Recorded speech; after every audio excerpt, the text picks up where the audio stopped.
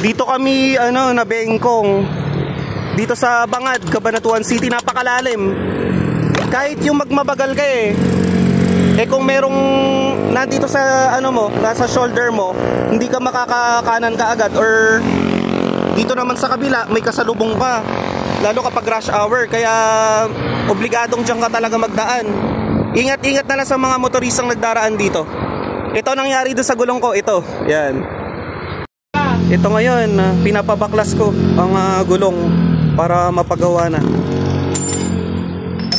Ano ba yan? O tayo, pinabaklas namin doon sa kabila. Dito naman namin papakabit. Tabi ng Lomi House. Sinamaan ako ni Wendell. Dito pala siya ginagawa, yung pinakabit ulit. Ingat na lang sa mga kaldag-kaldag. Dito natin pinakabit sa unang pwesto dito sa San Berme Christie. Maraming salamat po!